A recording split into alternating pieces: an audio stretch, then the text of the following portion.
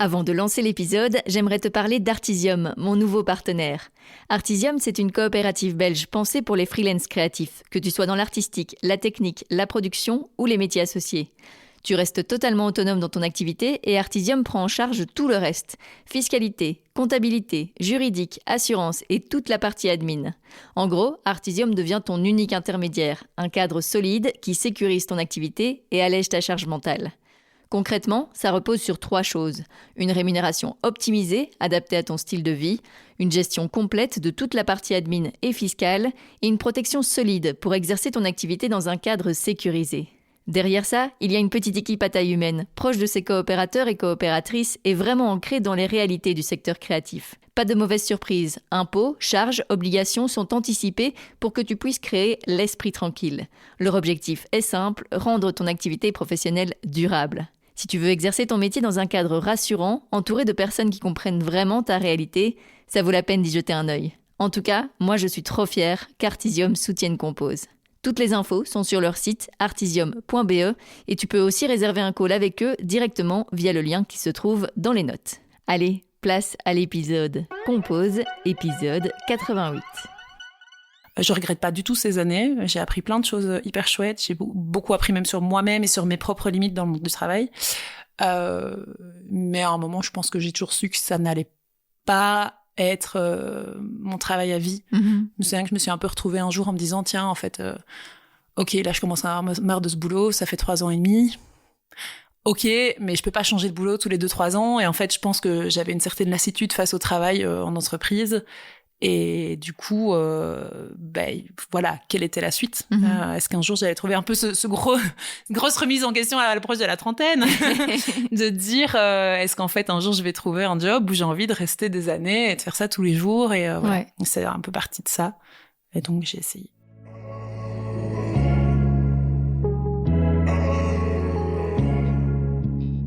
Bienvenue sur Compose, le podcast de celles et ceux qui osent créer, un podcast produit par moi, Julie Mouvet.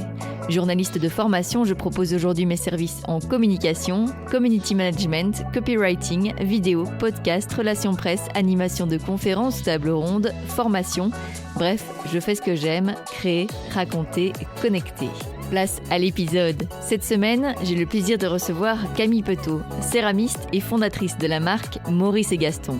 Ensemble, on a parlé de son côté touche-à-tout depuis l'enfance, de son ancien job dans le marketing digital, de son chat et son lapin qui ont inspiré le nom Maurice et Gaston, du syndrome de l'imposteur, du fait qu'elle a appris la céramique en autodidacte, du combat commun que mènent les céramistes, de valoriser l'artisanat auprès du grand public, d'insécurité, de son impulsivité, des mauvais conseils qu'elle a reçus à ses débuts, des 9 mois où elle ne s'est pas versé de salaire, d'organisation et de to-do list, de lâcher prise, de son atelier boutique à Nivelles, de la solitude au début de son projet entrepreneurial, de son rapport aux réseaux sociaux, de protection, de fierté. Juste avant de commencer cet épisode, je vous rappelle que vous pouvez soutenir Compose via Patreon. Je dépose juste cela et je vous souhaite une très belle écoute.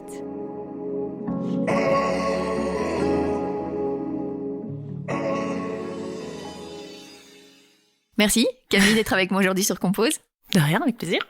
Tu es la créatrice de Maurice et Gaston, ta marque de céramique, et tu fais beaucoup de choses autour de ce projet. J'aimerais revenir d'abord un peu au tout début. En fait, comment est né ton intérêt pour la céramique ? J'ai toujours été un peu touche à tout de manière générale et en fait j'ai toujours fait quand j'étais à l'UNIF je faisais des gâteaux et des trucs comme ça pour les mariages, des buffets desserts, etc. Et puis en grandissant j'ai essayé plein de choses et un jour je me suis retrouvée dans un cours de modelage à Bruxelles à essayer justement ça. J'ai adoré, c'était la première fois que je faisais une activité qui arrivait à me recentrer, où je pensais plus à mon quotidien, où je réfléchissais plus à qu'est-ce que je dois faire demain, etc. Et du coup, j'ai continué ces cours, mais ça a pas duré très longtemps parce que ça arrivait juste un peu avant le Covid. Et ça a coïncidé plus ou moins avec le moment où moi j'ai eu ma maison, où j'avais en fait 2 pièces vides à l'étage parce que j'étais toute seule dedans.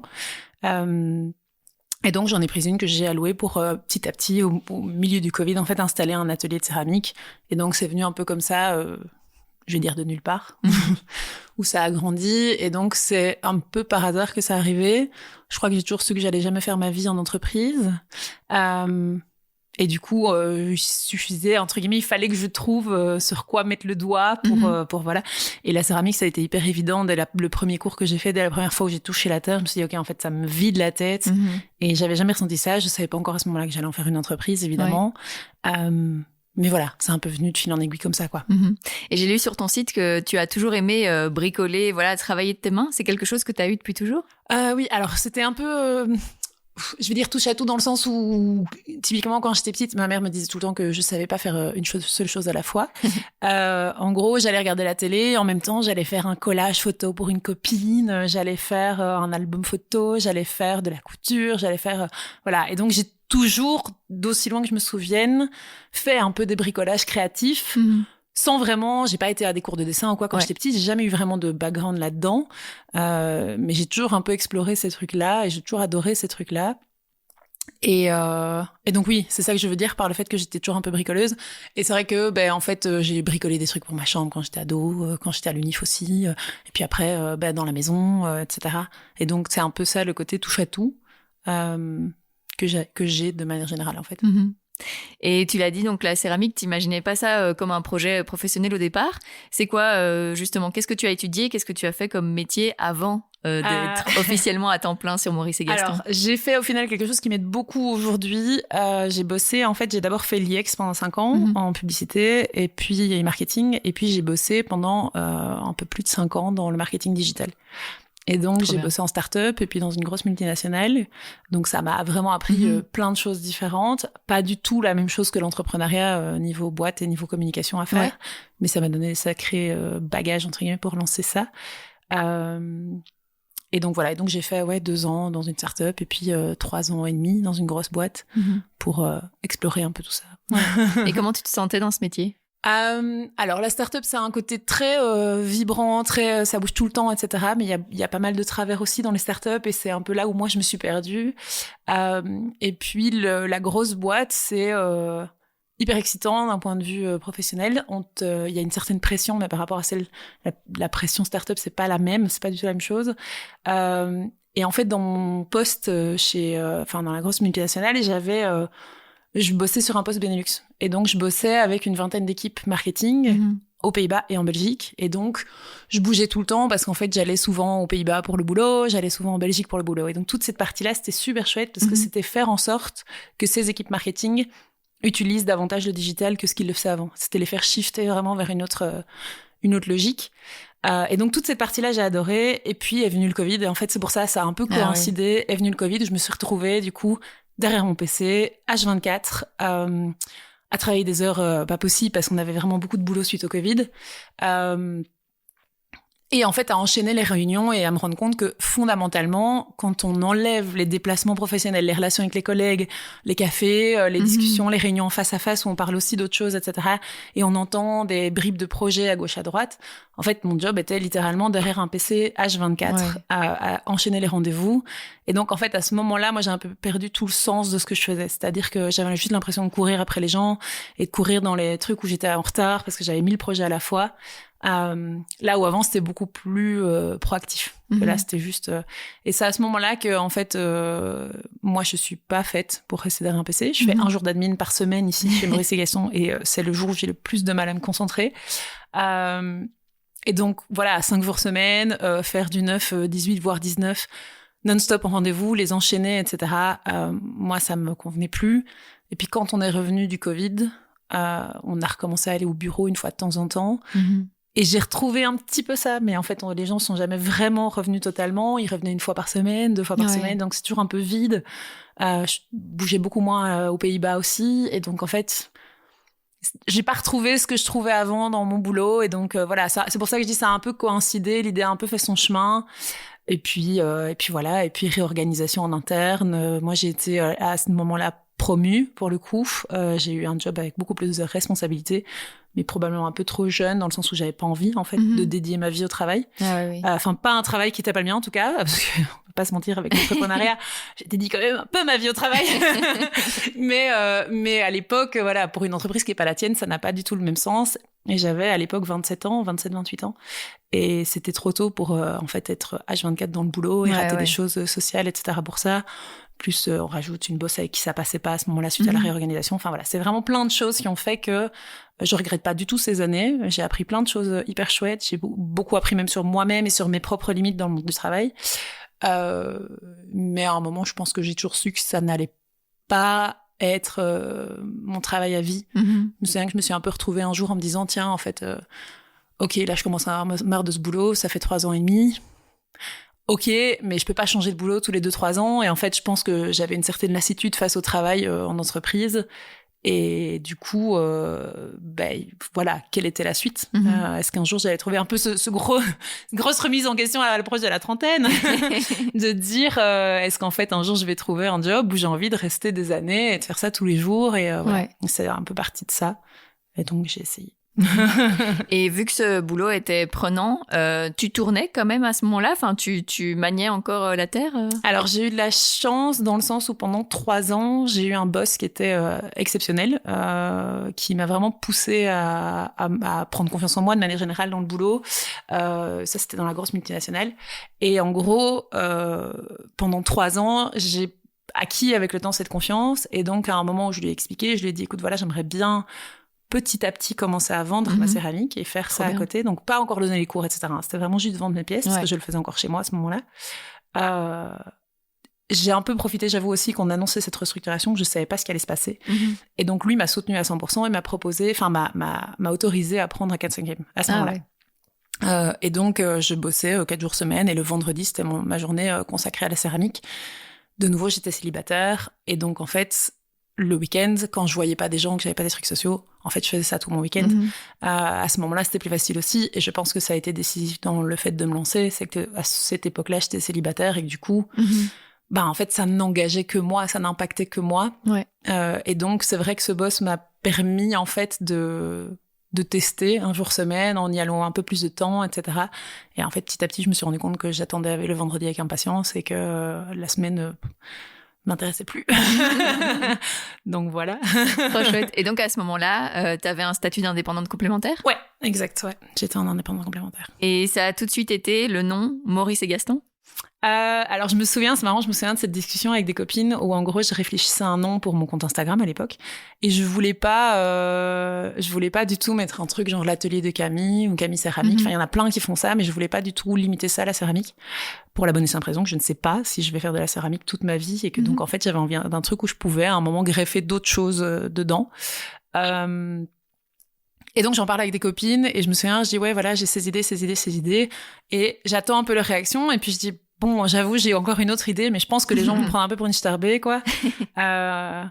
Et donc, je leur dis, ouais, voilà, Maurice et Gaston. Et ils me font, mais Cam, c'est tellement toi de mettre tes animaux en nom de société, ça n'a aucun sens. Enfin, les gens vont adorer, tu vois, je dis, faut que tu le fasses. Hein. Et donc, voilà. Et donc, j'ai mis ça. Mais à l'époque, sur mon compte Instagram, je crois que j'avais peut-être 400 abonnés. Enfin, donc, j'avais pas du tout envisagé les ramifications que ça allait poser. Et puis, et en fait, c'est hyper drôle parce que c'est vraiment un sujet de discussion sur des marchés, par exemple, ou des choses comme ça, ou quand je rencontre des clients et tout ça qui me disent, mais ça vient d'où? C'est tes grands-parents? C'est tes enfants? Parce que Gaston est revenu hyper à la mode. Ouais. Moi, mon lapin, il a presque 9 ans. Et à l'époque, on n'en parlait pas. Et donc maintenant, sur le marché, le nombre de gens qui me disent, ah, c'est le nom de mon fils. Et moi, je suis là. Ah, c'est le nom de mon lapin. Donc voilà, mais et en fait c'est vrai que c'est un vrai sujet de conversation et c'est hyper drôle quoi. Et maintenant dès que je les montre sur les réseaux sociaux, les gens sont fans. Enfin voilà, c'est un peu drôle, mais ouais. Donc je dirais pas que ça a été d'office une évidence. C'est un peu venu comme ça, mais aussi poussé par des copines qui m'ont dit mais vas-y fais-le, c'est hyper drôle. Et puis après en fait à ce moment-là, comme je dis, j'étais encore en complémentaire. J'étais même pas encore en 4/5e, je pense à ce moment-là. Et donc, c'était vraiment juste un nom sur un compte Instagram, quoi. Ouais. Voilà, enfin. C'est vrai que ça aurait pu être hommage à mes grands-pères, Maurice et Gaston. Et non, c'est mon chat et mon lapin. Mais non, beaucoup plus con que ça. Et du coup, quand t'as vraiment rendu ça concret et vendu tes premières pièces, qu'est-ce que t'as ressenti? C'est un peu particulier, c'est un peu un moment très stressant. C'est une époque aussi où on était juste après le Covid, où je voyais beaucoup de céramistes. On était beaucoup moins, enfin il y en avait beaucoup moins à l'époque. Ah oui. Et du coup, les céramistes qui vendaient, c'était la période un peu où l'artisanat, c'était la folie.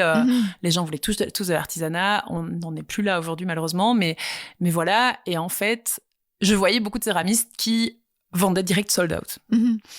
Et en fait, c'est vrai que moi, la première vente que j'ai faite, elle est bien partie, mais j'ai pas eu le sold out. J'ai jamais, en fait, eu ce côté sold out d'un coup, parce qu'en fait, j'ai toujours beaucoup produit. Au tout début, non, mais au tout début, j'avais pas l'audience non plus pour, donc forcément, c'est pas parti d'un coup. Et en fait, du coup, j'étais un peu là, genre, je pensais que ça allait plus partir. Et donc, au tout début, j'ai eu un peu ce côté down de me dire, est-ce que ça intéresse les gens? Est-ce que je vais les vendre? Est-ce que, voilà. Et puis petit à petit, en fait, il y a un côté très fier de recevoir des photos de gens qui ont leurs pieds chez toi, ou des gens qui te croisent pas dans la rue, parce que je suis pas non plus à un niveau de fame, voilà, mais ou des gens que tu rencontres, par exemple, moi j'avais été au mariage d'une copine à ce moment-là, quand j'étais encore en 4-5e, et donc j'avais pas encore lancé l'atelier, et elle me dit mais trop marrant, c'est Maurice et Gaston, j'aime trop ce que tu fais, machin, j'ai acheté une de tes pièces. Et en fait, il y a ce côté hyper fier, quoi. T'as un peu envie d'être humble et de dire bon, mais il y a quand même un côté hyper fier de se dire punaise, c'est trop bien. En fait, j'ai des gens vraiment qui utilisent mes pièces dans le quotidien. En fait, moi, il y a un peu ce côté où quand je les envoie, je les vois plus dans l'atelier, je les oublie un peu. Alors que j'ai mis beaucoup de temps et de cœur enfin voilà, c'est vraiment des pièces que j'adore. Et en fait, c'est derrière quand t'as les retours de gens que tu te rappelles un peu de ça. Et donc ouais, c'est un peu venu avec le temps. Au début, j'avais un peu ce syndrome de l'imposteur aussi. J'étais là, mais est-ce que vraiment je peux vendre mes pièces ou pas? Et puis, à y regarder, quand je regarde les pièces que je faisais il y a 6 ans, je me dis, mais pourquoi j'ai vendu ça, moi? Mais qu'est-ce que j'ai foutu? Mais parce que c'était pas du tout dans le même style que ce que je propose maintenant. Et mon style a fort évolué aussi, parce que plus tu bosses dedans, plus forcément t'affines ce que tu fais et ce que t'aimes. Et puis, voilà. Et donc, c'est un peu ce côté-là, quoi. Mais c'est vraiment venu avec le temps. Et puis, je l'ai encore un temps en temps, mais essayer de gommer un peu ce syndrome de l'imposteur qui fait que tu te dis, mais en fait, est-ce que vraiment je suis légitime? Enfin, voilà. Comme beaucoup d'entrepreneurs, je crois. Ça vient du fait aussi que la céramique, tu l'as appris de manière autodidacte. Tu crois que ça vient aussi de là, ce syndrome de l'imposteur? Ouais, je pense. Après, j'ai toujours eu un peu ce côté où je me sentais pas spécialement légitime. Je l'ai appris dans le boulot, enfin, dans mon ancien travail, petit à petit, à oser imposer des choses et de nouveau, toujours grâce à ce boss qui était très encourageant. Mais c'est pas la même chose dans le monde professionnel, je vais dire, pur et dur, dans le marketing digital. Voilà, je savais ce que je faisais, machin et tout. Céramique, c'était un nouveau monde pour moi. J'ai appris de manière autodidacte. Donc, effectivement, c'était l'époque où il y avait de plus en plus de céramistes qui arrivaient. Donc, pas mal de céramistes plus anciens qui disaient, oui, les autodidactes, les gens qui sont comme ça, qui critiquaient un peu. Et je peux comprendre parce qu'on venait un peu bouleverser aussi cet équilibre. Il y a des céramistes qui sont pas du tout sur les réseaux sociaux. Faut pas oublier. Et donc, ça a un peu chamboulé leur façon à eux de gagner leur vie. Donc, je comprends qu'ils soient pas hyper à l'aise avec ça. Et du coup, c'est vrai que forcément, à force de voir sur des groupes ce genre de messages, machin, etc., je me disais, ouais, moi, je suis autodidacte. Est-ce que j'ai vraiment ma place face à quelqu'un qui a fait l'académie, qui a fait machin? Et finalement, aujourd'hui, c'est un peu ma force dans le sens où mes élèves qui viennent ici, elles viennent faire un hobby. Elles viennent, je dis elles, mais maintenant j'ai même des hommes. Ils viennent faire un hobby, ils viennent prendre du temps pour eux, etc. Et donc en fait, contrairement et c'est quelque chose qu'on m'a déjà dit plusieurs fois, contrairement à parfois un apprentissage très académique, en fait c'est pas la même chose et j'apprends pas les mêmes choses aux gens. Et donc en fait, il en faut un peu pour tous les goûts. Et donc du coup, moi j'apprends selon ce que moi je fais, comment je ressens la terre, etc. Et du coup, c'est très détendu de manière générale. Je pense qu'il y a des gens qui ça correspond pas, parce qu'il faut le côté très académique. Et donc, j'ai appris un peu à vivre avec ce côté autodidacte. Maintenant, ça devient presque un peu une fierté de me dire j'ai appris ça toute seule et j'en suis là et j'arrive à faire des pièces énormes et enfin, c'est trop gai. Au début, c'était plus compliqué de le montrer, c'est clair. Et justement, comme tu le dis, il y a beaucoup de céramistes. Est-ce qu'il y avait une crainte de comment je me démarque par rapport aux autres? Ça m'arrive encore parfois de paniquer, mais c'est pas tellement par rapport au nombre de céramistes, parce que ça, avec le temps, j'ai compris que en fait, un style n'est pas l'autre, et que même si, enfin, j'ai déjà des gens qui ont essayé de copier ce que je faisais aussi, et que même si on essaie de me copier, ça reste mon identité, ça reste mon trait, ça reste, ça, je m'en rendais pas trop compte au début, mais on m'a déjà souvent dit, mais tes pièces, même en forme, juste à la forme, on les reconnaît. Et moi, j'ai pas du tout conscience de ça parce que je tourne sans réfléchir, en fait. Donc voilà. Je tourne avec l'intention de créer une certaine pièce, mais mes vases ou des choses comme ça, je les dessine pas à l'avance. Et donc, j'avais un peu cette crainte, et j'ai toujours un peu cette crainte parfois de me dire, est-ce qu'à un moment, le marché va être saturé? Est-ce qu'à un moment, en fait, les gens n'auront plus rien à faire, en fait, de la céramique? Est-ce qu'à un moment, ça va arriver où on sera vraiment trop? Et en fait, c'est un peu un marché qui fluctue et qui s'autorégule. On est plein de céramistes, mais il y en a pas beaucoup qui le font à temps plein, parce que c'est pas du tout la même chose, c'est pas le même métier. Et puis il y en a qui arrêtent parce qu'en fait ils se rendent compte que c'est difficile, il y en a qui continuent. Et en fait, c'est vrai que maintenant, entre céramistes, je trouve que c'est un milieu qui n'est pas du tout malsain, enfin qui n'est pas, c'est plutôt justement à l'inverse, très entraide, etc. Et donc c'est vrai que par exemple, je sais que si j'ai un problème avec mon four ou j'en sais rien, je peux poster une story sur Instagram, je vais avoir des céramistes qui vont m'aider. Trop chouette. Et donc c'est vrai que c'est un milieu concurrentiel par défaut, parce que forcément, voilà. Mais en même temps, on sait qu'on a un peu un ennemi commun, qui sont les énormes gros, enfin, les Ikea, les Zara Home, etc. Et que c'est pas contré, parce qu'en fait, je suis toujours partie du principe que les gens pouvaient avoir un budget Ikea ou un budget artisan, et que c'est pas la même chose, et que c'est normal. Mais du coup, faire ce rappel à l'artisanat, etc., c'est un peu un projet commun, faire en sorte que les gens achètent plus local, des choses faites main, etc., plutôt que des choses industrielles. Bah, en fait, c'est un truc commun. Et donc, dans l'adversité, il y a un peu ce projet de se dire, mais on s'entraide les unes les autres. Enfin, moi, j'ai déjà promu certaines céramistes sur mon compte Instagram. Alors, on pourrait se dire, mais enfin, pourquoi tu vas perdre des clients? Je dis, bah, pas forcément, parce qu'on n'a pas les mêmes styles.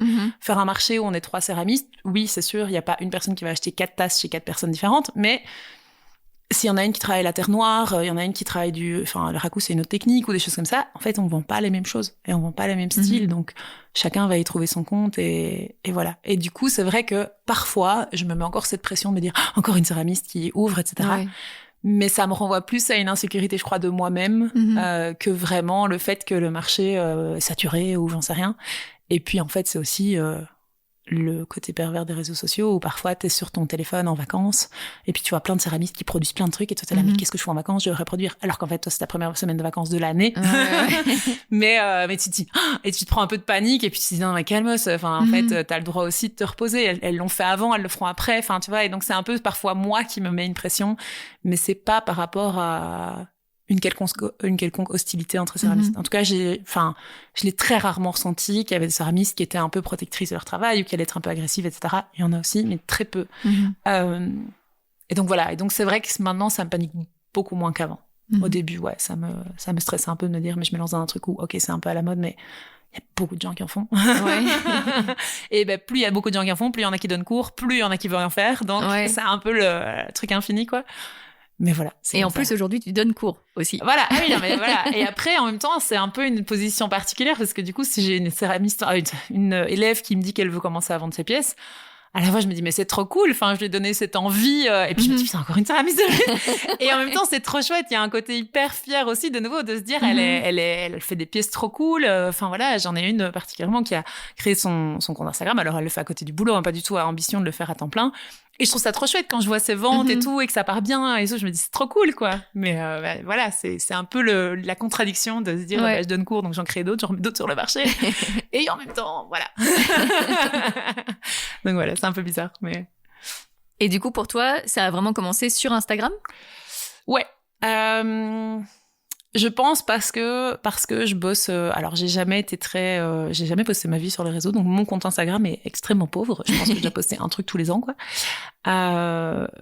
Mais du coup, via mon boulot, j'ai beaucoup... Alors, la grosse multinationale, en l'occurrence, bossait sur des produits médicaux, donc nutrition médicale, mais donc je pouvais pas être sur Instagram, typiquement. Mais voilà, je suis copine avec plein de nanas qui bossent dans le marketing, qui bossent sur les réseaux sociaux, etc. Et donc, en fait, petit à petit, moi, j'en connais très bien les codes, même si ça n'arrête pas d'évoluer. Et donc, en fait, c'était le truc logique. En fait, c'est comme faire mon site. Bon, maintenant, il faut absolument que je le change parce qu'il est totalement obsolète et il est éclaté au sol. Mais au tout début, quand je l'ai fait, pour moi, c'était le côté facile, quoi. C'était ok, je fais mon site. Alors qu'il y a d'autres céramistes qui disent, putain, je vais faire un site. Enfin, comment je vais faire, etc. Moi, c'était la partie simple, quoi. Donc en fait, Instagram, c'est venu très facilement. Je vais faire quelques photos, je vais les mettre sur Insta, machin. Et encore, je prends pas le temps que je devrais. Et tu vendais via ça ? Via Insta, principalement ? J'ai quasiment directement fait mon site, en fait. Ah ouais ? Donc, j'ai quasiment direct renvoyé vers le site parce que pour moi, c'était plus facile de tout centraliser. Et à l'époque, je le faisais chez moi, donc je vendais pas chez moi. J'avais quand même quelques pick-up, mais comme c'était pas un magasin, voilà, c'était pas la même chose. Maintenant, la proportion de pick-up a augmenté de fou, et en fait, c'est trop bien parce que moi, quand on vient chercher la pièce, bon, évidemment, tout le monde peut pas se le permettre quand on vient de plus loin, mais quand on vient chercher la pièce chez moi, bah, ça m'évite les frais bipost, mais surtout le temps d'emballage, ça m'évite aussi des casses. Donc c'est tout un truc où en fait, déjà eux payent pas les frais de port, qui incluent ces frais bipost, ce temps d'emballage, etc. Mais bon, ça me facilite la vie, et puis c'est cool de voir les clients qui viennent aussi à l'atelier, etc. Donc, ouais. Et c'est en avril 2022 que tu es devenue céramiste à temps plein. Ouais. Qu'est-ce qui a été le déclic pour vraiment se dire, OK, c'est plus juste le vendredi et le week-end parfois? Bon, alors, en gros, donc dans l'entreprise dans laquelle j'étais à ce moment-là, réorganisation qui a été actée en octobre 2021. Mon boss, que j'aimais beaucoup, est dégagé. Enfin, en tout cas, on lui dit, voilà, t'as un CDD d'1 an, et puis après, on fera sans toi. Moi, un peu coup dur, dans le sens où je comprenais pas pourquoi on gardait... Enfin, c'est un peu le côté, je comprends pas pourquoi on garde des éléments qui sont des requins, mais qui sont pas bons dans leur travail, et qu'on dégage ceux qui sont pas des requins, qui se mettent moins en avant, mais qui sont excellents dans leur travail. C'est un truc qui m'a toujours un peu dérangé. Et en fait, au même moment, le CEO de cette boîte-là, qui était un peu visionnaire dans le sens... il cherchait beaucoup, il faisait beaucoup de recherches pour tout ce qui était planète, etc., se fait évincer par les actionnaires parce que, pareil, trop d'argent dépensé dans la recherche écologique et pas assez sur notre argent, quoi. donc voilà, donc beaucoup de désillusions qui arrivent en même temps. J'ai ce nouveau poste en octobre. Je me retrouve senior, entre guillemets, à un âge jeune, et je me retrouve face à moi avec des gens avec qui négocier, qui sont agressifs, très agressifs dans leur façon de travailler, qui pompent un peu les idées de leur manager, entre guillemets, les personnes qui bossent pour eux, pour se faire valoir. C'est un monde où, en fait, tu dis non, on n'a pas le budget, on te dit si, tu as le budget. Non, j'ai pas le budget. Si, tu as le budget. Et t'es là, je ne sais pas étendre les chiffres. Enfin, voilà. C'est tout des trucs comme ça. Et à ce moment-là, j'ai une boss qui, bon, j'espère qu'elle n'écoutera pas, mais j'ai une boss avec qui ça ne passe juste pas du tout. Mais pas du tout. Elle veut me micromanager alors qu'elle ne sait pas ce que je fais. Donc je dois non seulement l'éduquer au marketing digital, elle était très balèze en marketing, mais c'est pas du tout la même chose. Et donc elle veut que je l'éduque au marketing digital, mais aussi manager, ce qui est impossible. Et donc ça c'était en octobre, je commence à prendre cette fonction. Et puis à Noël arrive des vacances au sport d'hiver, où en fait je me rends compte tous les soirs dans mon lit que dès le jour 1 de mes vacances, j'angoisse de retourner au boulot dans une semaine. Et là je me dis, ok, il y a déjà un truc qui va pas, c'est pas normal quand t'es en vacances, c'est supposé être chouette, enfin voilà, j'étais avec mes cousins et ma sœur, c'était trop cool, enfin les journées étaient trop chouettes, mais tous les soirs dans mon lit j'angoissais de retourner au taf. Et là à ce moment-là je me dis, ok, dans 1 an je démissionne. Dans 1 an je prends l'année pour anticiper, préparer, etc. Et puis je démissionne. J'ai démissionné mi-février. Parce que semaine après semaine, j'étais là, c'est juste pas possible. Et puis, de nouveau, ma boss a fait 10 000 trucs où j'étais là, mais enfin non, quoi. Mais ça devenait un moment de l'irrespect vis-à-vis de moi. Et je dis, en fait, non, je peux pas tenir ça. Et j'ai toujours été un peu impulsive. Et en fait, je sais que c'est comme ça que je fonctionne. C'est quand j'ai le feu au cul, désolée pour l'expression, mais quand j'ai la pression, entre guillemets, que je fonctionne le mieux. Ouais. Et donc, à un moment, j'ai dit, en fait, voilà, je suis revenue d'1 semaine de congé maladie, où mon médecin m'avait arrêté en mode genre, Cam, on va te calmer. Donc, 1 semaine off. Je suis revenue, je crois que j'avais 1200 mails non lus en 1 semaine. Wow. Et donc, je suis allée chez ma RH et j'ai dit, écoute, Mathilde, voilà, je démissionne. Elle m'a fait, ah, mais Cam, t'es sûre et tout. Je dis, voilà. Les faits sont là, je lui donne mes mails, machin. Elle me fait, ok, je comprends. Je te retiens pas. Et donc, je suis partie, mais je pense que c'était pas une mauvaise entreprise, c'est juste que c'était c'est dans une grosse entreprise, un cas de figure qui était vraiment pourri, entre guillemets. Et donc, en fait, moi, ça ne me convenait plus. Et dans l'entreprise, malheureusement, il n'y avait pas d'autres postes où je pouvais y retrouver ma place parce que le digital était encore minime et que, dans cette boîte-là, en tout cas, et que du coup, c'était encore des petites équipes et tout ça. Et donc, en fait, j'ai démissionné et du coup, j'ai eu 7 semaines de préavis, pour tout enclencher, quoi. Et donc là, j'ai un peu pris un local plus vite disponible pour pouvoir installer tout. Et en fait, voilà, j'étais en 4/5e, donc j'avais mon vendredi.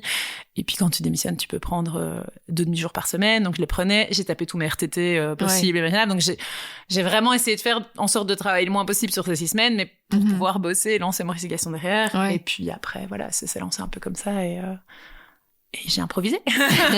Mais je suis pas sûre que si j'avais su tout ce qui m'attendait, je l'aurais fait. Je sais pas si j'aurais eu ce déclic, quoi. Et donc, quelque part, des fois, je me dis c'était chaotique. J'y ai perdu beaucoup d'argent parce que du coup, il y a des choses que je savais pas sur certains subsides, etc.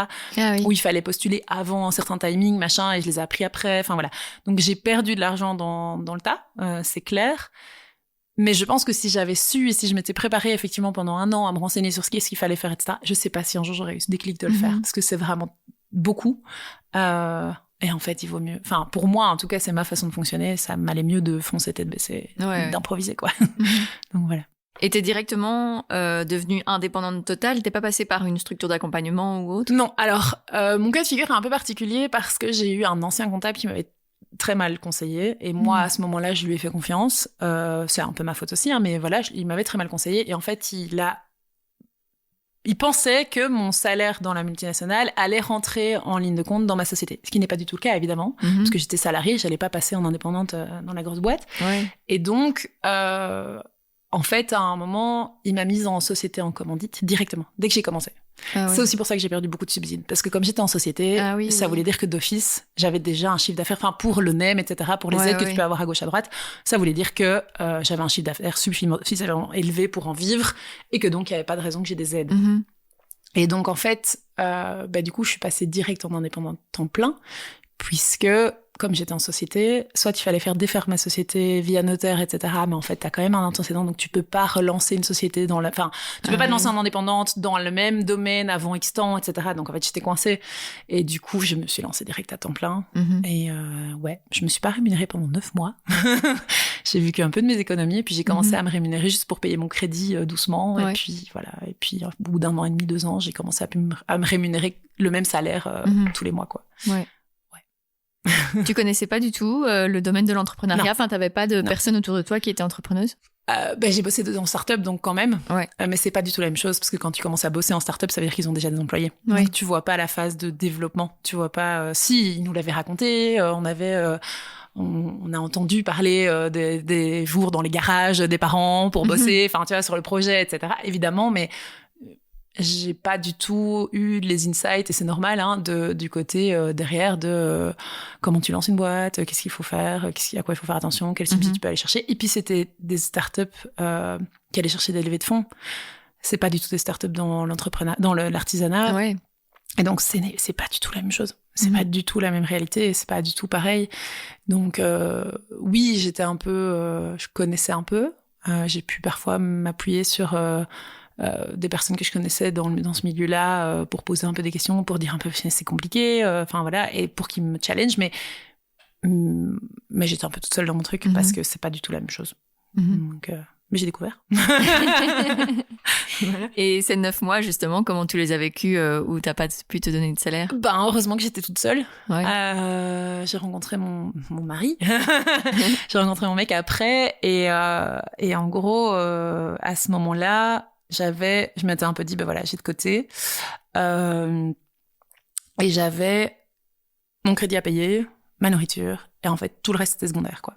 Donc, cette année-là, les vacances que j'ai pu faire, c'était j'ai été voir ma cousine dans le sud de la France parce qu'elle habite là. Enfin, mais je vais la voir tous les ans. Mais voilà, je suis partie avec ma famille et tout, mais j'ai pas fait de vacances payantes cette année-là, ou très peu, quoi. Faut payer le vol ou des trucs comme ça. J'ai plus acheté de fringues, j'ai vraiment vécu avec le strict minimum. La banque s'en est pas rendu compte parce que du coup je versais toujours mon salaire, mon crédit, hein, mais bon voilà, je faisais comme si je me versais en fait un salaire depuis mon compte épargne vers mon compte courant, quoi. C'était un peu ça. Et heureusement, dans ma position précédente, j'avais pu mettre de côté avec le temps. Mais à ce moment-là, je sais pas trop comment, je saurais plus dire exactement comment j'ai fait. Et puis, en fait, avec le temps, parce qu'après, j'ai commencé à me rémunérer 750 €. Donc, ça a duré plus que 9 mois, en fait, hein. Pendant un moment, les 750 € me permettaient de payer une partie de mon crédit. Mais voilà, après, j'étais toute seule, ça n'engageait que moi. Le gros avantage quand on fait ça, c'est que comme j'ai démissionné et que j'ai travaillé 3 mois sur l'année dans cette boîte, quand les impôts sont tombés et qui m'avaient taxé comme si j'allais bosser 12 mois à ce salaire-là. Ils ont fait, mais attendez, vous avez payé beaucoup trop d'impôts. Donc j'ai récupéré, je pense, des milliers d'euros. Enfin, des milliers d'euros, j'exagère, mais oui, si. Je crois que j'avais récupéré 7 ou 8 000 euros. Donc en fait, là, ça a fait un peu ok, plus jamais j'ai retouché ça aux impôts. Hein. Mais parce que comme j'avais plus du tout touché de salaire pendant 9 mois, ben, les 3 premiers mois, ils étaient là, mais attends, c'est tout ce que vous avez gagné sur l'année, forcément, donc j'ai récupéré beaucoup. Et puis petit à petit, en fait, c'est aussi des choses qui passent. La société, c'est un peu particulier. Ma voiture était sur la société, donc en fait, je me versais pas de salaire, mais ma voiture, je vais pas la payer.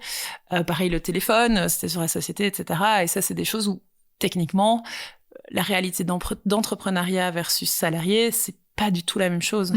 J'ai des copines parfois qui me demandent, maintenant, tu te rémunères combien? Parce qu'on parle hyper librement de salaire avec mes potes.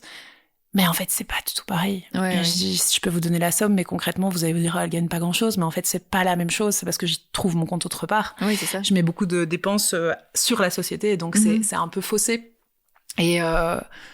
Et puis, j'ai aussi cette chance où je savais, bon, alors j'ai pas dû y faire appel, mais et ça, je trouve que c'est quelque chose dont on parle pas assez souvent. On me dit souvent que j'ai eu beaucoup de courage de me lancer, etc. Je dis, c'est pas faux, genre je veux pas remettre en cause ça. Au début, je le disais, c'est pas vrai. Mais en même temps, je savais aussi quelque part que j'allais pas être laissée dans le besoin. Je viens d'une famille où mes parents ont une maison, où s'il fallait, je retournais chez eux, je mettais ma maison en location, où ils m'auraient pas laissée dans la merde. Et donc, alors c'est le cas de pas mal de gens, mais je trouve que c'est quelque chose sur lequel on n'insiste pas suffisamment dans tout ce courage de se lancer. C'est qu'en fait, oui, mais je le faisais quand même avec une boulot de sécurité. Et ça, je trouve que il y a beaucoup de gens qui l'omettent un petit peu. Et donc, en fait, ça te donne l'insouciance de le faire, parce que comme t'as jamais dû t'inquiéter de te retrouver à la rue, c'est quand même plus facile. Enfin, je dis pas, ils auraient pas payé ma maison à ma place, hein, c'est pas ça. Ils m'auraient dit, tu reviens à la maison, on a une chambre de libre, mais et tu mets ta maison en location. Mais je me serais pas retrouvée dans le besoin. Et donc, ça, je trouve que c'est quelque chose auquel on n'accorde pas assez d'importance. Il y a beaucoup de success stories où tu te dis, bah oui, mais en fait, on part pas tous avec les mêmes bases. Et c'est pas juste de dire qu'une nana qui n'avait plus rien, qui se lance, a le même courage qu'une nana qui avait un backup plan et qui se lance. C'est pas la même chose. C'est pas la même réalité. Donc voilà. Donc en fait, c'était un peu ça qui m'a permis de vivre aussi cette insouciance pendant 9 mois. C'est de me dire, bah en fait, j'utilise l'argent qu'il y a sur mon compte épargne, mais je sais que si à un moment c'est la merde, je vais pas me retrouver sans rien, quoi. Donc voilà. Oui, parce qu'à un moment, tu disais, heureusement, j'étais toute seule, mais en fait, finalement, ta famille était là, mais comme au même titre que certaines compagnes, certains compagnons qui sont là pour le côté la financier. Personne qui se lance, et au cas où... Je pense qu'en fait, quand je dis heureusement que j'étais toute seule, c'est plus le côté où ça n'impactait que moi. Ouais, c'est ça. Tu vois, je sais que ça aurait été plus facile avec mon mec actuel parce qu'on aurait son salaire. Donc en fait, dans tous les cas, même s'il y avait un problème, on aurait pu continuer sur son salaire. Et je pense que c'est une solution qui est envisagée par plein de gens et qui est une très bonne solution aussi. C'est voilà, si t'as un mari qui te soutient, il y a pas de raison de voilà. Mais à ce moment-là, je pense qu'en fait, moi, je l'aurais pas fait de la même manière si j'avais été avec lui à ce moment-là, parce que ça impactait ses finances aussi, ça impactait sa vie. À ce moment-là, maintenant j'ai un peu diminué mon temps de travail, mais enfin, je travaille quand même toujours encore beaucoup. Mais à l'époque où je me suis lancée, c'était du 70-80 heures semaine. Quand t'es avec quelqu'un, ça impacte la qualité de vie, les finances, enfin tout. Donc en fait, c'est compliqué. Et heureusement, j'avais pas d'enfant non plus. Parce que là, c'est vraiment un gros risque de se dire, attends, si jamais j'arrive pas à me rémunérer, c'est pas juste moi que je mets en péril, c'est mes gosses, c'est mon mari, enfin voilà. Que là, la mise en danger financière ne concernait que moi. Oui, c'est ça. Et donc, en fait, j'ai pu le faire avec cette insouciance de me dire, je fonce et au pire, c'est mon problème. Comme disent mes parents, c'est un peu, je fonce et puis après on avise, quoi. Voilà, ça a toujours été comme ça. Mais du coup, je le ferai pas aujourd'hui de la même façon que ce que je l'ai fait à l'époque, quoi. Oui, c'est ça. Je dis pas que je le ferai pas, mais pas pareil. Et aujourd'hui, du coup, t'es en société ? Ouais. Depuis le début, du coup. Oui. Du coup, ouais. Et comment t'as développé, donc il y a le shop, mais il y a aussi les cours, il y a beaucoup d'ailleurs de cours différents. Comment t'as développé tout ça au fur et à mesure du temps ? Ça a été un peu en parallèle. Alors au tout début, quand je me suis lancée à temps plein, les cours étaient un peu un prérequis, je vais dire, pour pouvoir justement faire des rentrées aussi. Surtout qu'à ce moment-là, les cours avaient le vent en poupe, il y avait beaucoup de monde qui voulait des cours, il y avait peu de gens qui en donnaient. Et moi, en fait, ça me faisait mon côté social, parce qu'il faut pas oublier que je passais d'un boulot où j'avais plein de collègues, un boulot où j'étais toute seule à l'atelier. Donc j'ai créé des chouettes liens avec mes élèves, et en fait, ça m'a permis de trouver petit à petit, quelles sont les formules qui fonctionnent. Je les réadapte régulièrement. quelles sont les formules qui fonctionnent, tester de nouvelles choses, voilà, laisser le temps aux choses de se lancer.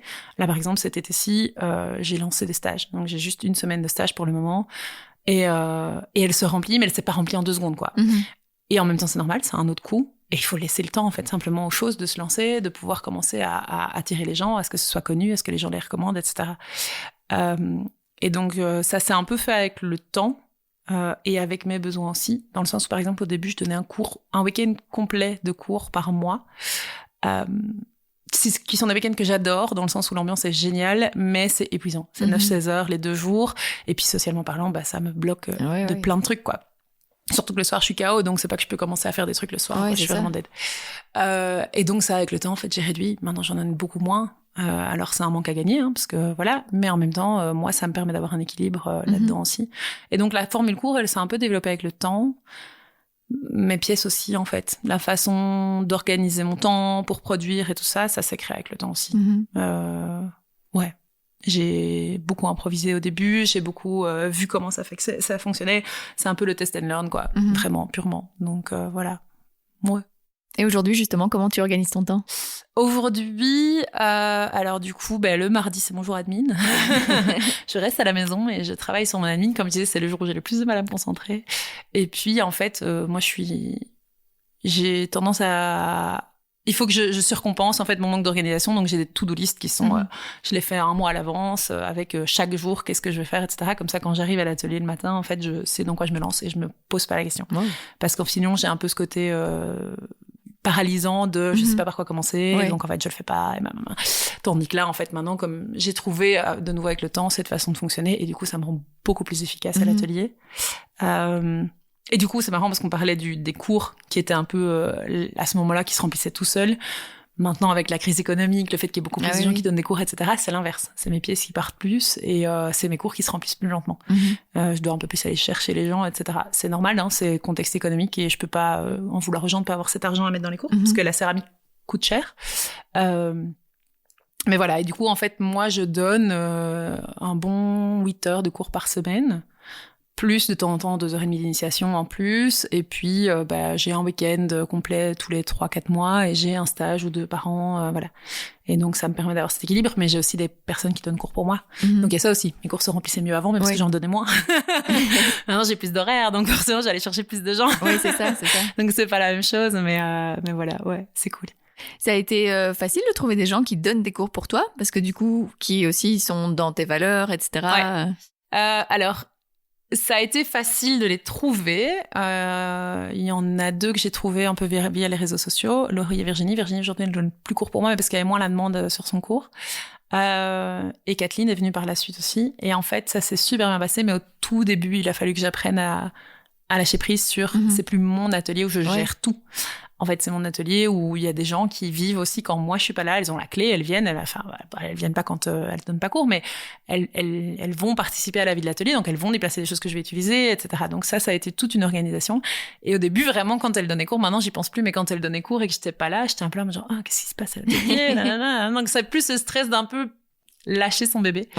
Et puis la dernière qui donne cours pour moi, c'est Dom, et elle, en fait, c'est un peu particulier parce que c'est une de mes anciennes élèves en modelage, et elle était passionnée plus, et donc en fait, elle a très vite évolué parce qu'elle a fait les cours, les ateliers supervisés, elle venait dès qu'elle pouvait. En fait, dès que je lui donnais l'autorisation de venir, elle venait. C'était un peu une blague entre nous tout le temps pendant 2 ans de dire c'est quand tu me donnes la clé pour que je vienne quand je veux, machin. Et puis à un moment, je me suis dit en fait, on va ouvrir un atelier avec Dom parce que je pense qu'il y a un vrai potentiel et que elle adore transmettre. En fait, elle adore ça. Elle est hyper solaire, elle est hyper sociale. Elle est complètement tarée, mais elle le sait. Elle écoutera sûrement cet épisode. donc voilà. Mais elle est géniale. Et en fait, du coup, c'est vrai que elle a ouvert son cours et maintenant, enfin, c'est un peu elle est bénévole parce qu'elle enfin, situation plus compliquée, mais elle est bénévole, elle a accès à l'atelier, elle vient quand elle veut. En fait, c'est vraiment devenu une collaboratrice, beaucoup plus, en fait, dans le sens où je la vois hyper régulièrement. Elle m'aide beaucoup, elle est hyper impliquée dans la vie de l'atelier. Et en fait, petit à petit, ces nanas-là m'ont donné confiance au fait que c'était OK, en fait, de lâcher prise et de laisser des autres gens travailler pour soi, et que Laurie, elle est top, elle donne cours de manière totalement indépendante, j'ai rien à dire, enfin voilà, donc c'est elles m'ont prouvé qu'en fait c'était possible. Après, j'ai eu de la chance, j'aurais pu tomber sur des nanas avec qui ça passait pas, ou avec des nanas qui étaient pas respectueuses du matériel ou de l'endroit. J'ai pas eu ça, heureusement. Donc voilà, elles m'ont facilité la vie. Aujourd'hui, ça représente quel pourcentage dans ton chiffre d'affaires, les cours et les créations? Alors, ça s'équivaut ou pas du tout? En 2026, j'ai l'impression que c'est un peu en train de changer parce que vraiment la situation avec Trump, etc., impacte fort les cours. Mais en 2025, je dirais que j'étais plus ou moins à 60% cours, 40% pièces. Ouais. Voilà. Mais après, les cours impliquent aussi des coûts beaucoup plus grands parce que si en fait je donnais pas cours, je pourrais avoir un tout petit atelier, je pourrais avoir un petit four, j'aurais besoin que d'un tour et pas 6. Donc en fait, c'est un peu le côté où oui, ça me donne des finances, mais en même temps, ça m'en prend beaucoup plus aussi. Oui, c'est ça. Oui, d'ailleurs, on est dans ta boutique atelier ici. Qu'est-ce que ça a changé pour toi de l'avoir? Ça a tout changé. En fait, avant, pendant 2 ans, du coup, j'étais dans le zoning industriel à Nivelles, dans des anciens bureaux, mais du coup, avec des vitres, simples vitrages. J'avais 98% d'humidité tout le temps, même en été. J'avais pas vraiment de pièces dédiées pour mon four, donc quand il fonctionnait, je devais tout ouvrir. Enfin, quand il avait fonctionné à la nuit, le matin, je devais tout aérer parce qu'en fait, c'est des vapeurs toxiques qui sortent de là, et donc du coup, je devais tout ouvrir. Mais du coup, quand tu dois tout ouvrir et qu'il fait 5 degrés dehors, c'est un peu rude. J'étais très isolée parce que personne venait un peu par hasard et la vie aux alentours, c'était des entrepôts, donc c'était des ouvriers tout le temps. Voilà, j'avais les ouvriers devant l'atelier le vendredi qui venaient boire leur canette de bière et cracher devant mon atelier, quoi. C'est un peu le cliché, mais malheureusement c'était vrai. Et donc je suis restée là 1 an et puis pendant 1 an je suis encore restée parce que j'ai cherché longtemps un endroit parce que du coup je voulais pas me planter. Déménager un atelier de céramike, c'est colossal. Et donc je ne voulais pas me planter. Il fallait que j'ai un truc vraiment où mon four pouvait avoir une évacuation, être dans une pièce totalement séparée, où je pouvais avoir la place pour donner cours, mettre mes affaires, etc. Enfin voilà. Et ce bâtiment-ci s'est libéré. Je l'ai visité en avril il y a 2 ans. Enfin non, je l'ai visité en mars il y a 2 ans et je l'ai eu en avril il y a 2 ans. Et ça a tout changé parce qu'en fait, moi, j'habite dans le centre de Nivelles. Donc maintenant, je viens plus en voiture, je viens à pied. Il y a beaucoup plus de passages. Il y a de la vie. Il y a autour de moi, c'est des restos. Il y a une trop chouette ambiance avec les restaurateurs aux alentours. Ils sont tous hyper sympas. Donc enfin, ça facilite vachement la vie. Je vais au bout de la rue chez Billy me chercher mon petit café. Enfin, ça a totalement changé mon confort, en tout cas, de vie. Et puis, ça m'a ramené des ventes différentes aussi. Parce que forcément, en fait, grâce à l'atelier, j'ai beaucoup plus de ventes en direct qu'avant. De nouveau, ça me diminue mon temps d'envoi, machin, etc. Ça me permet de faire les pop-up avec les créatrices, mes copines créatrices aussi. On organise des pop-up 2 fois par an. Et donc, du coup, c'est vrai que ça me permet de faire ça, parce que dans l'ancien atelier, ça aurait même pas été envisageable. Ça permet plein de choses. Ça permet de découvrir des gens, d'avoir des projets, d'avoir des restos qui viennent te contacter parce qu'en fait, ils te voient. Donc, voilà, ça a tout changé en termes de confort de travail. Ouais. Ça, c'est clair. Ouais, par rapport au restaurant, j'allais te demander, t'as une grande partie Horeca dans ce que tu produis? J'ai jamais vraiment cherché à avoir beaucoup de restos parce que au début, j'étais fort occupée dans le développement général de mon entreprise. Et donc, du coup, j'ai pas cherché au début. Et là, maintenant, j'en ai de plus en plus des restos de la rue. Forcément. Je bosse avec Flacon, qui est super chouette pour bosser avec. Il est à 50 mètres, même pas. Je vais faire un prototype, je vais lui montrer. Il me dit oui, non, ok, on fait ça. Enfin, c'est hyper facile. Et donc, petit à petit, en fait, c'est un peu le côté où plus tu bosses avec des restos, plus il y en a qui viennent te contacter parce que du coup, ils voient que tu bosses avec des restos, là où avant, ils voyaient pas. Ouais. Et c'est vrai que mes pièces sont hyper colorées. Donc, pour des restos, ils se projettent pas trop sur des pièces hyper colorées. Par contre, quand ils voient que pour des restaurants, je fais des pièces plus neutres, entre guillemets, là, ils se projettent, ils se disent « Ah oui, ok, en fait, elle fait ça aussi. » Et donc, en fait, ils me contactent et tout ça avec des projets sur mesure. Et c'est trop chouette de bosser avec des restaurants. C'est totalement différent, mais c'est une autre pression. Mais c'est un côté hyper cool de t'adapter vraiment aux besoins du plat, du chef, de ce qu'il veut faire, de ce qu'il veut mettre en sauce, machin, etc. Et donc, moi, je trouve ça trop chouette. Mais, et ça vient depuis que j'ai aussi l'atelier ici, quoi. Ouais. Et c'était important pour toi de rester à Nivelles? Ouais, mais pour la bonne et simple raison que j'avais acheté ma maison à l'époque solo à Nivelles. Maintenant, on a acheté à 2, mais toujours à Nivelles. Et donc, du coup, oui, moi, je voulais pouvoir venir à pied à l'atelier, je voulais pouvoir aller et venir facilement. Et en fait, il n'y a rien à faire. J'ai de plus en plus de gens sur les réseaux sociaux qui me suivent d'ailleurs. Mais à Nivelles, je commence à avoir un peu ma clientèle fidèle, accrochée à ce que je fais. Et donc, je voulais pas non plus déplacer ça pour devoir refaire ça ailleurs. et perdre en fait ces clients fidèles qui sont hyper cool. Donc voilà. Trop bien. Et maintenant, du coup, tu as aussi envie d'avoir une partie vraiment chez toi pour ne plus être toujours ici non plus? Alors, c'est pas tellement un rejet de l'atelier, je veux dire. Oui. Mais c'est plus, en fait, maintenant qu'on a déménagé, j'ai l'espace pour le faire. Enfin, j'ai une cave avec une fenêtre où je vais pouvoir un peu l'aménager pour pouvoir m'y installer. En fait, c'est plus pour pouvoir donner vie à l'atelier différemment. Parce que, effectivement, la première réaction, comme beaucoup de gens, c'est « ouais, c'est grand » et tout. Et c'est vrai, c'est un grand atelier. Et en fait, parfois, quand je produis toute seule et qu'il n'y a pas cours, c'est un peu perdu dans le sens où moi j'utilise un tour sur les 6 et je produis, mais j'ai besoin un peu de concentration et tout ça, donc je peux pas le faire quand il y a plein de gens et tout parce que sinon je sais plus produire correctement. Les interruptions par des clients, ça va, mais par exemple s'il y a 3-4 personnes qui causent autour de moi et qui produisent en même temps, j'ai du mal à me concentrer forcément. Et donc en fait j'aimerais pouvoir sortir une partie de la production pour pouvoir faire en sorte que l'atelier devienne justement un atelier un peu de vie de manière générale, avec des gens qui viennent juste pratiquer sans prendre de cours, qui utilisent le matériel et qui payent une carte à l'année, machin, enfin voilà. Et c'est un peu l'idée à terme. Elle n'est pas encore appliquée, parce que l'atelier n'est pas encore fait à la maison, mais c'est un peu l'idée à terme, ouais. Trop bien. Tu parlais de tes amies créatrices. Ça aide d'être entourée d'autres entrepreneuses dans l'artisanat? Ouais. En fait, c'est un truc que j'avais totalement sous-estimé quand je me suis lancée. Ouais. Le fait de se sentir au début très seule, parce qu'en fait, c'est un truc qu'on se rend pas compte quand on vit dans ce qu'on a étudié. Mais toutes mes copines sont dans le marketing, ont fait des études, sont dans des grosses boîtes. Même mes copines d'humanité, par exemple, qui n'ont pas fait le marketing, elles restent dans des grosses boîtes, etc. Enfin voilà. Et donc j'en avais une qui fait de la pâtisserie, avec qui du coup je pouvais un peu décharger, quoi. C'est la seule. Et puis en fait, du coup, je me suis des fois retrouvée tellement seule dans des situations où j'étais mais en fait j'ai juste besoin d'en parler, juste d'évacuer. Ouais. Et en fait, évacuer à tes copines qui ne connaissent pas du tout le milieu, c'est chouette. Enfin, c'est important et je le ferai toujours. Mais elles vont pas du tout pouvoir t'aider de la même façon. Ouais. Elles vont t'aider dans le sens où t'as déchargé, t'es contente, mais elles vont pas du tout pouvoir t'aider parce qu'elles comprennent moins le problème. Donc, quand tu veux décharger, tu dois tout expliquer. Et en fait, avoir des copines dans le milieu de l'artisanat, ça change tout parce qu'on a les mêmes galères. Alors, pour la plupart d'entre elles, elles sont pas à temps plein. Elles sont en complémentaire. Donc, elles ont pas les galères du temps plein. Mais elles ont les galères de l'entrepreneuriat de manière générale, de l'artisanat, et en fait, il y a 90% des galères qui sont les mêmes. Et donc, en fait, ça fait juste du bien de pouvoir se retrouver parfois entre nous. On se fait des restos, on en parle. Enfin, voilà. Et souvent, c'est des restos pour, notamment organiser le pop-up. Et en fait, on parle 80% d'autres choses et puis 20% du pop-up, quoi.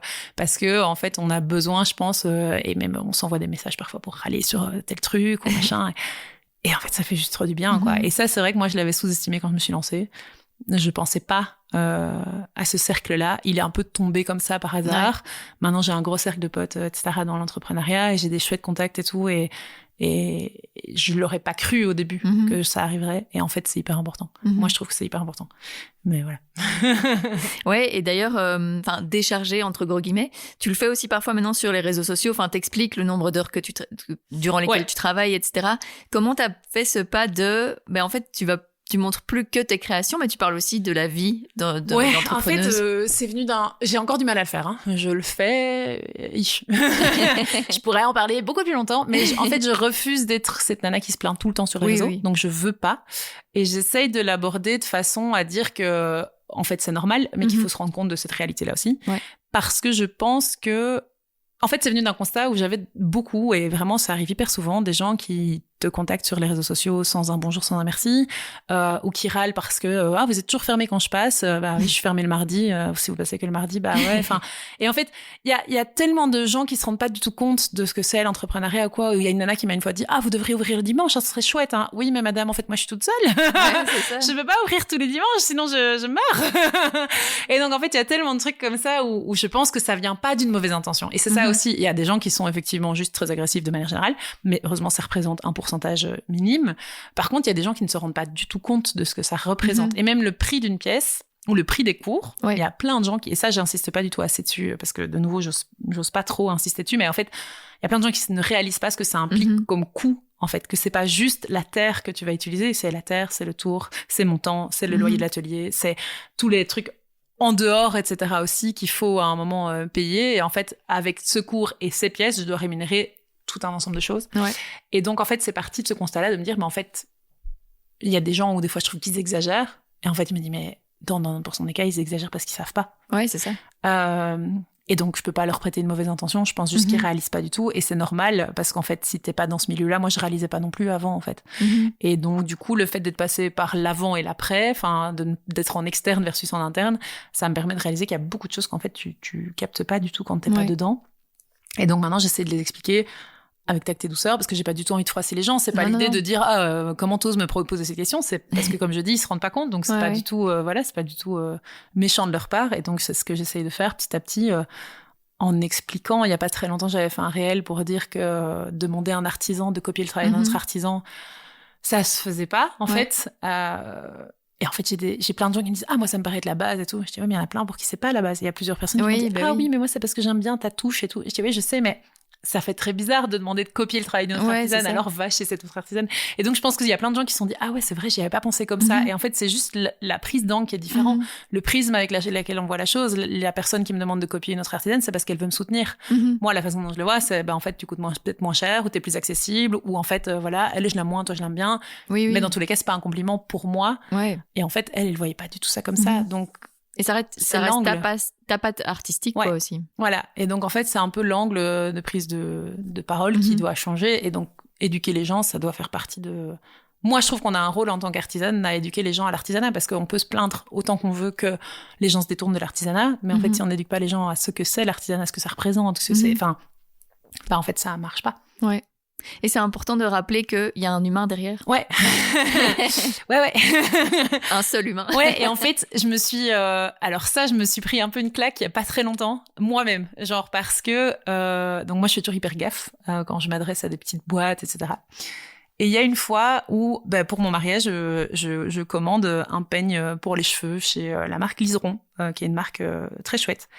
Et en gros, à un moment... elle me débite du peigne, mais je le reçois jamais. J'ai pas de tracking, j'ai pas d'infos, etc. Et donc, j'envoie un mail un peu énervé en disant, c'est un peu exagéré, voilà, mais gentiment, parce que toujours avec tact, parce que je suis pas quelqu'un, j'arrive pas à gueuler, entre guillemets, par mail, donc je vais pas agressif, mais un peu en mode, genre, quid, qu'est-ce qui se passe avec ce peigne, où est-ce qu'il en est, etc. Pensant que je m'adressais, en fait, à une grosse marque, quoi. Parce qu'en fait, sur leur site, moi, c'est le monde du mariage, en fait, tu débarques un peu dans un truc où tout d'un coup, t'as 150 000 trucs différents à penser. Et donc, tu prends moins le temps de te renseigner sur la marque, même si moi, je voulais pas avoir une grosse marque. J'ai jamais été acheter des trucs sur Shein ou Temu, typiquement. Mais par exemple, je voulais un peu des petites marques françaises et tout, mais entre une petite marque française à une personne et une petite marque française à 25 personnes, c'est un peu compliqué de faire la différence, parfois, juste via leur site, quoi. Et Lana me répond je suis hyper désolée, on n'est que 2 à l'atelier, pour le moment c'est un peu chargé et tout. Et là je me suis dit oh non oh non, je suis désolée. Et donc je me suis excusée 10 fois auprès de la nana en disant je suis hyper désolée, je voulais pas du tout vous mettre la pression, il y a pas de problème, envoyez-le moi quand vous avez le temps et tout. Mais c'est vrai que ça faisait 2-3 semaines que j'avais pas de nouvelles en fait. Et moi ça m'arrive aussi parfois d'avoir pas 2-3 semaines, d'avoir une bonne semaine avant de commencer à me dire je vais empaqueter le colis, parce qu'en fait j'ai pas eu le temps. Et parfois ça arrive à monter à 2 semaines et puis j'envoie un petit message pour m'excuser et tout. Et donc, en fait, je me suis vraiment dit, oh merde, je suis la nana, c'était la première fois que ça m'arrivait. Et du coup, voilà. Et en fait, c'est vrai que c'est ce que je dis. Parfois, en fait, tu vois sa vie à ton propre prisme. Donc, même quand t'es toi-même touché par le sujet, ça peut t'arriver. Donc, je fais hyper gaffe à ça. Mais là, force est de constater que malgré tout, ça m'est arrivé et que j'ai râlé auprès de la nana. Et j'étais là, Et donc, en fait, si on n'éduque pas les gens à ça et qu'on leur fait pas prendre conscience que je suis toute seule à gérer ça, que machin, etc., ça peut pas fonctionner. Et du coup, parfois, quand des gens me renvoient un petit message en me disant « est-ce que vous auriez pas oublié ça ?» machin, etc. Parfois de manière très gentille. Je dis toujours « oui, désolée, j'avoue, je suis un peu tête en l'air et je suis toute seule, donc j'ai eu beaucoup à gérer cette semaine. » Et en fait, le fait de juste le rappeler, les gens, en fait, ils sont hyper compréhensifs. Quand ils se rendent compte qu'en fait, tu gères tout toute seule, ils se disent « oui, en fait, elle a pas que mon bon cadeau qu'elle pensait ou ma commande à laquelle pensait. » Enfin, et voilà. Et en fait, d'ailleurs, maintenant, sur ma mail, j'ai mis un out of office automatique, enfin, un message automatique qui explique que je travaille mes mails uniquement le mardi. Et avec un peu de blague, etc. dedans. Et en fait, c'est marrant parce que j'ai plein de gens qui répondent à ça en pensant que j'ai envoyé ce mail moi-même, alors que en fait, c'est un mail automatique. En disant, pas de souci, je voulais pas vous déranger. Je dis, non, mais y a pas de problème à envoyer un mail, hein. donc voilà. Mais, le rappeler, c'est important, je pense. Parce qu'il y en a qui pensent qu'en fait, ils s'adressent à un compte Instagram. Et c'est un peu violent parfois. Oui. Et tu te sens de plus en plus à l'aise dans les vidéos? Enfin, tu fais de plus en plus de vidéos face cam. Tu sens que ça... Tu te sens mieux en le faisant? En fait, j'oublie un peu qu'il y a des gens qui les regardent. Enfin, j'essaie d'oublier quand je la filme et donc je pars sur enfin, j'essaie de les faire de plus en plus naturellement parce qu'en fait, plus c'est scripté, plus ça te prend du temps, plus en fait le montage va te prendre du temps, etc. Et donc, j'essaie de les inclure un peu dans mon quotidien aussi. C'est hyper compliqué en fait d'y penser. C'est juste ça. C'est vraiment mon gros problème parce que j'en fais pas assez par rapport à ce que je voudrais. Mais j'y pense juste pas en fait au quotidien. Si je commence à tourner toute une journée en production, je vais pas du tout penser à mettre mon téléphone pour filmer. Ce qui est débile parce que ça marche. Mais enfin, c'est important de montrer, mais voilà. Et donc, en fait, je le fais et puis j'oublie un peu que je le poste à des gens aussi que je connais. Je me dis, c'est des gens que je connais pas. Et puis après, des potes à moi qui me disent, j'ai trop adoré ta vidéo. Et je suis là, oh merde. J'ai ma belle-mère qui me suit sur mes réseaux sociaux. Et qui du coup après me dit, mais j'aime bien les messages. Et moi, je me dis, oh non, qu'est-ce que j'ai dit dans cette vidéo, je ne sais plus. Voilà. Mais en fait, maintenant, j'arrive à me détacher du côté conscientiser que tu parles à des gens aussi que tu connais, que ça renvoie une image de toi et que machin. En fait, les gens qui me suivent sur mes réseaux sociaux, ils me suivent parce qu'ils aiment ce que je fais ou qu'ils apprécient. Ils vont peut-être pas m'acheter mes pièces, mais c'est des amis ou des connaissances ou de la famille qui me soutiennent. Donc en fait, ils vont pas regarder ces vidéos a priori pour me critiquer. Et si c'est pour ça qu'ils le font, ils vont jamais me le dire. Donc je ne pourrais pas le savoir. Et j'espère quelque part que mes amis et ma famille ne me regardent pas pour me critiquer. Donc voilà, en fait, une fois que tu arrives à te détacher de ça, mais parfois c'est un peu difficile. Autant dire qu'il y a des fois des prises de vidéos que je prends 15 fois, quoi. Parce que je suis là, non, mais je fais ça, pas du tout, machin. Mais oui. Et est-ce que le stress augmente avec ton nombre d'abonnés qui augmente? Parce que maintenant, tu as quand même une grosse communauté aussi. Tu te dis, OK, il y a plus de gens qui me regardent? Oui, et en même temps, non, parce que tu sais jamais. J'ai des vidéos qui vont faire 2000 vues, j'ai des vidéos qui vont faire 100 000 vues. Enfin, tu ne sais jamais, en fait, jusqu'où tu vas. Et en story, je sais toujours plus ou moins. Et donc ça, en fait, c'est le safe space dans le sens où je peux mettre une photo, on s'en fout. Parce que je sais que c'est des gens qui me suivent. Le problème d'un réel, par exemple, et d'une vidéo, c'est que tu ne sais jamais qui va tomber dessus. Et ça, c'est plus stressant. Il y a un peu ce côté où si une vidéo commence à prendre de l'ampleur, je suis à la fois contente parce que je me dis, c'est bien, ça va me ramener un peu des gens et ça va faire un peu parler de Maurice et Gaston. Puis il y a des fois, je me dis, chez qui elle va arriver? Enfin... Moi, je suis beaucoup de comptes anti-grossophobie, body positive, etc. Et les nanas, en fait, elles le disent, des fois, leur compte est repartagé dans des gros groupes de mascus. Et donc, en fait, elles se font lyncher et elles voient alors, l'algorithme s'emballe et donc le propose à plein d'autres gens autres que des mascus, heureusement, hein, mais du coup, elle a plein de commentaires machistes, grossophobes et tout ça. Et tu te dis, alors moi, en l'occurrence, je parle pas de ces problèmes-là. Donc, je pense que ça va moins trigger ce genre de groupe, mais n'empêche que tu sais jamais chez qui ça va arriver, quelle critique tu vas avoir, voilà. C'est un peu l'inconnu, quoi. C'est un peu le problème des expositions aux réseaux sociaux, raison pour laquelle d'ailleurs je parle peu de ma vie privée. J'ai jamais mis une photo de mon mec sur mes réseaux sociaux, jamais mis mes neveux et nièces dessus non plus, hors de question. Enfin voilà, en fait, même ma maison, je vais mettre des petits morceaux, mais je vais jamais montrer ma maison dans l'entier, enfin dans l'entièreté, parce que j'ai pas envie d'avoir des critiques, j'ai pas envie d'avoir des messages, j'ai pas envie de... Voilà. Mais tu fais aussi vraiment la part des choses entre le côté professionnel et le côté privé, quoi. À l'époque, quand je m'étais lancée, comme j'avais mon atelier chez moi, j'ai dû mettre mon ancienne maison comme adresse légale à la banque Carrefour des entreprises. Et en fait, avec le temps, c'est un truc qui me paniquait de dingue parce qu'en fait, sur les réseaux sociaux, je dois dire que je pars en vacances. Donc tous les bons bons conseils qu'on te dit, ne dites pas sur les réseaux sociaux que vous partez en vacances. Moi, en fait, je devais le dire parce que l'atelier est fermé, donc je dois le préciser. Et à chaque fois, je me disais, mais en fait, cette adresse est trouvable sur les réseaux sociaux. Il y a quelqu'un j'ai déjà eu des messages de gros pervers dans mes DM, j'ai déjà eu des messages de mecs qui étaient là, qui m'envoyaient des crasses, quoi, entre guillemets, sexuelles. Et tu te dis un peu, en fait, si cette personne tape Maurice et Gaston sur la banque Carrefour des entreprises, ils arrivent chez moi, quoi. Et je dis, alors l'atelier, c'est une chose, t'as déjà pas envie qu'il y ait un gros pervers qui rentre dans l'atelier. Mais chez moi, c'est autre chose. Et donc, quand on a acheté avec mon mari, c'est tout récent, c'est pour ça que ça me perturbe. En fait, j'ai bougé le siège de l'entreprise ici, à l'atelier. Parce que je ne veux pas, et je ne ferai plus jamais de pick-up chez moi, par exemple. Même si un jour, je descends, entre guillemets, tu vois, dans la grandeur de l'entreprise, et qu'à un moment, je me dis, en fait, j'ai envie juste de produire mes pièces. C'est tout. Je ferai plus jamais de pick-up à l'atelier. Je trouverai un autre point de pick-up, où je m'arrangerai avec une commerçante, ou un truc comme ça, mais plus jamais chez moi. Parce qu'en fait, je ne veux pas que des gens connaissent mon adresse. Il y a trop de gens maintenant sur mes réseaux sociaux. Mais après, même quand on a 2000, je veux dire 2000 personnes, en fait, tu sais pas qui sont ces gens, quoi. Donc, tu sais jamais si t'es un taré qui retrouve dedans ou une nana qui vient s'énerver. Pour un bête exemple, une fois, sur un marché, j'ai une nana qui est venue s'énerver sur moi parce que j'avais un de mes produits qui était out of stock. Elle est venue sur un marché parce qu'elle savait que j'y étais pour m'engueuler. Wow. parce que j'avais un produit out of stock, et que c'était au moment de Noël, on était genre mi-novembre, et qu'il était parti super vite, et que du coup, elle l'avait pas pour l'offrir à Noël. Et j'étais là, mais qu'est-ce que tu veux que je dise? Qu'est-ce que tu veux que je fasse, tu vois? Et donc, la nana s'était pointée sur mon marché. Alors, en l'occurrence, elle était pas méchante, dans le sens où elle allait rien me faire. Ouais. Mais donc, pour une connerie pareille, il y a des gens qui font ça. Donc, en fait, tu te dis, ça tu peut sais aller loin, jamais qui va tomber sur ton profil, qui va regarder ce que tu fais. Et donc, ouais, ça, moi, maintenant, c'est avec le temps que c'est venu. Ouais. Me protéger au max. Et en tout cas, ma vie privée l'a séparée. Alors, je sais pas, là, on a fait le civil il y a 2 semaines. Le mariage arrive fin mai et j'ai fait plein de céramique évidemment pour le mariage. Donc évidemment, je vais un peu montrer des photos et puis c'est cool. Enfin, je trouve que moi, quand je suis des comptes comme ça aussi, je trouve ça cool de voir quand ils se marient, de se dire ah c'est trop chouette, sa robe était belle, machin, les décos étaient chouettes. Enfin voilà. Mais je vais pas en faire un storytelling. Enfin, ça fait 1 an qu'on prépare ce mariage. Ouais, je vais pas faire un storytelling sur mon compte Instagram quoi. Je l'ai mentionné 3 fois je crois parce qu'en fait, juste les gens, les gens peuvent savoir, mais les gens sont pas obligés d'avoir tous les détails quoi. Ouais. C'est un peu ça. Tu disais que ça, c'était vraiment venu avec le temps. T'as l'impression d'avoir beaucoup appris sur l'entrepreneuriat, mais aussi sur toi, au fil des années comme ça de ce projet? Ouais, je crois qu'il y a un côté un peu protection qui s'est développé. J'avais peut-être un peu plus l'insouciance avant. Ouais. Mais j'ai jamais posté grand chose de personnel. Hein. Mais voilà, j'étais plus insouciante par rapport à ça. Et puis je pense qu'avec le temps, en fait, t'as un côté où tu construis ta famille. Moi, j'ai pas envie que ça retombe un jour sur quelqu'un d'autre. J'ai pas du tout, pour le moment, enfin, c'est pas que j'ai 200 000 abonnés, loin de là.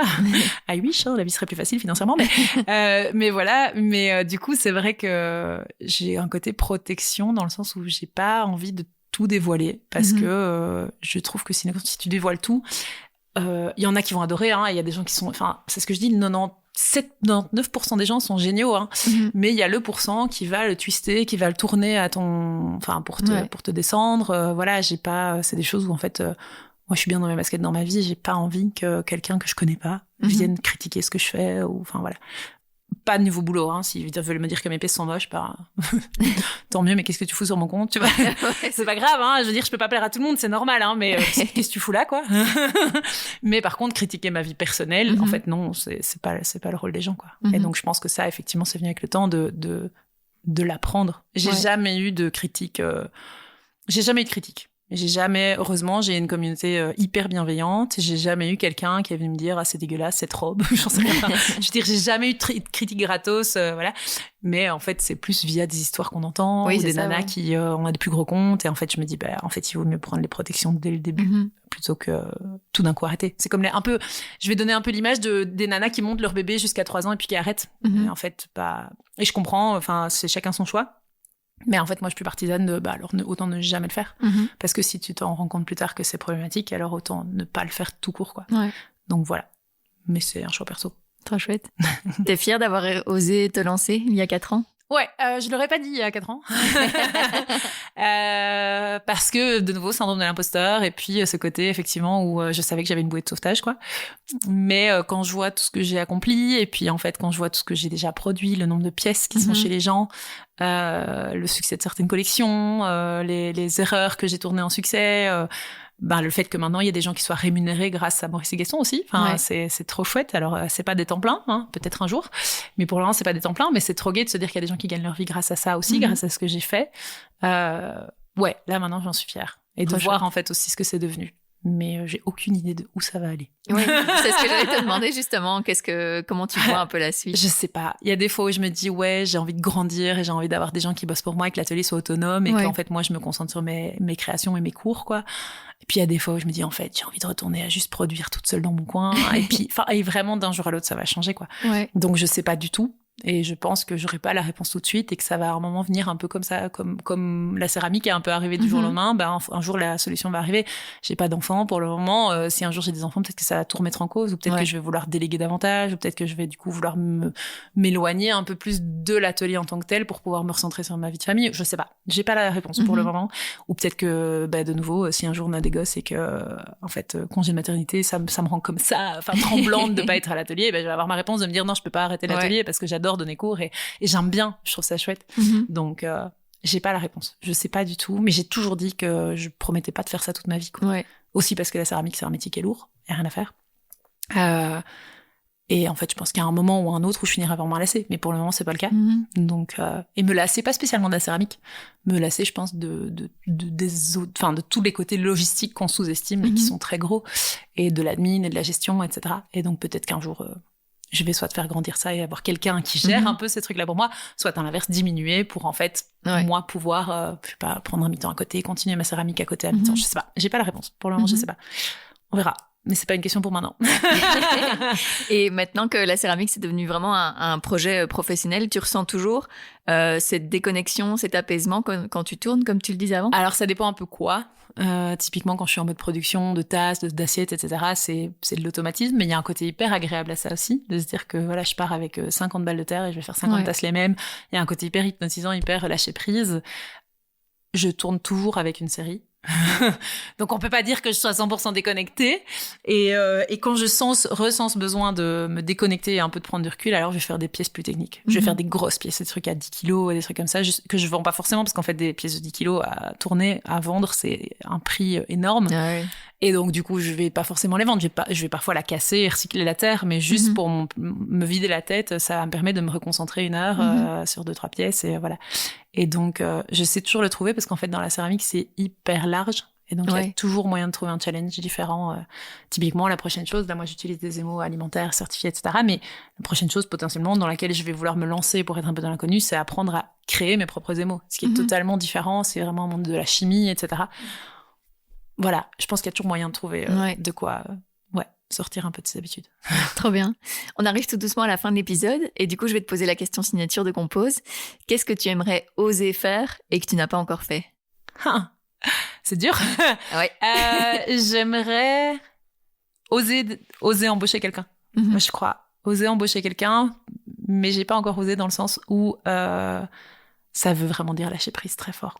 Et j'ai déjà commencé petit à petit à lâcher prise et déléguer. Mais ça reste mon bébé et c'est dur, quoi. C'est dur. Et puis financièrement, c'est une crainte, évidemment, énorme, de pouvoir s'assurer de la rémunérer tous les mois, etc. Donc voilà. Et puis peut-être que ça se passera mal. Et puis en fait, voilà, c'est un peu le truc où dès que j'ouvre cette porte, je sais que c'est la solution à plein de problèmes que j'ai maintenant. Mais je sais que c'est aussi l'entrée de plein de problèmes que je n'ai pas encore.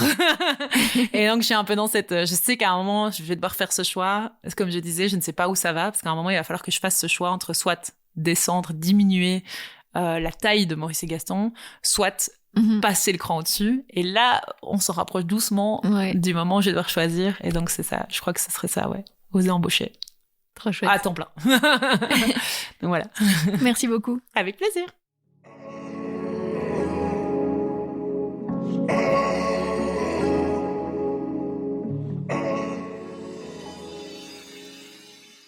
Merci Camille d'avoir accepté mon invitation. Vous trouverez tous les liens pour la suivre dans les notes de cet épisode. J'espère qu'il vous a plu. Alors si c'est le cas, n'hésitez pas à me le faire savoir en laissant commentaires et étoiles sur la plateforme que vous êtes en train d'utiliser pour écouter et à vous abonner à Compose sur tous les réseaux sociaux. Merci aussi de partager le podcast autour de vous. Et puis, si vous voulez m'aider à développer ce projet, n'hésitez pas à le soutenir financièrement via Patreon. Compose est un podcast réalisé entièrement par moi, Julie Mouvet. Le générique a été produit par le talentueux Alès. On se retrouve très bientôt pour un nouvel épisode.